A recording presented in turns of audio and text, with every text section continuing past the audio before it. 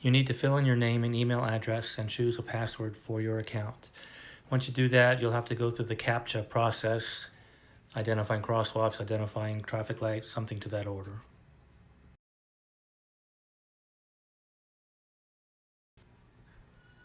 Be sure to change the username that is assigned to you to a more user-friendly name.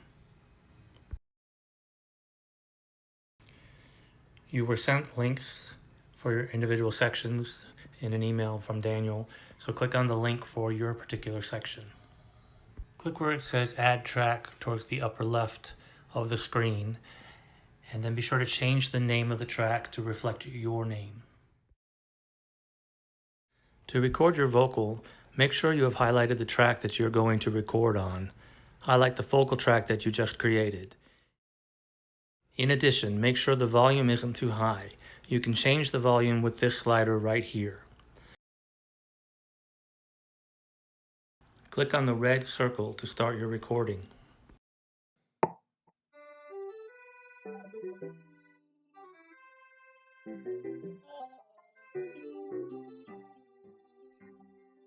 Click on the red square to stop your recording. Now you can see the representation of the track you just recorded. As you can see here, the lines do not go up to the top and the bottom of the rectangular area which represents your vocal track. That is the ideal. If this had been too loud, the waveform representations would have gone up to the edges. If it goes over the edge, it clips and distorts, and we want to make sure you don't have any distortion on your track. To save your work, click on the top right of the screen where it says Save. You will see a little circle working, and then it will say Assignment Saved. When you are happy with your recording, click on the button that says Submit. So what you have just done is the equivalent of uploading the track to us. There is no further process to submit the vocal. You don't have to worry about the format to send it or where to send it. You don't have to find a link. You don't have to worry about anything else. You are done at this point.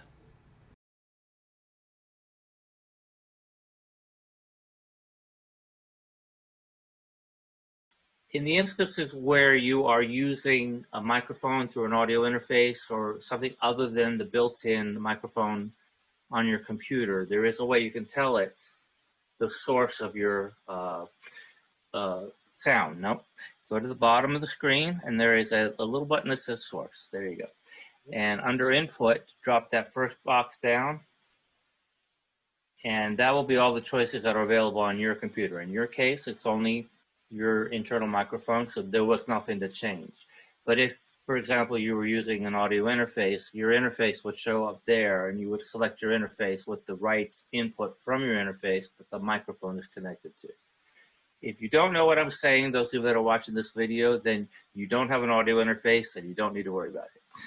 Now, if you want to listen to this, basically just drag the playhead to the beginning of your track and hit the play, which is the forward triangle right above the playhead. And you can listen to it. If you don't like what you did, you can highlight this whole track and you right click on it and you say delete. Now let's say you have a song that is really hard to get through the whole song at one time.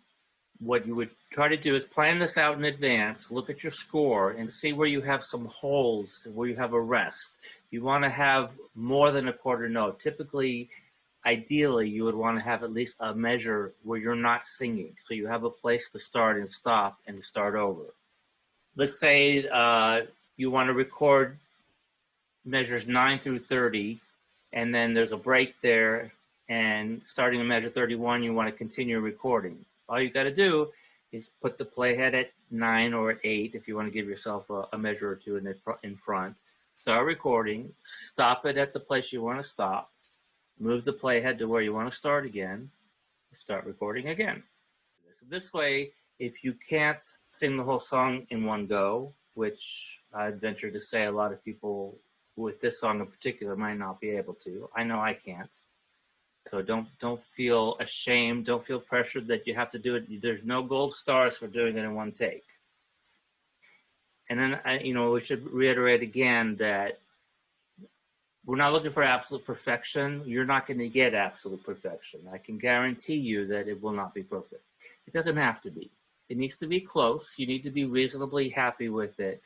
But if your timing is a little off on a couple of notes, we can fix that. If your note is off on a couple of notes, we can fix that too.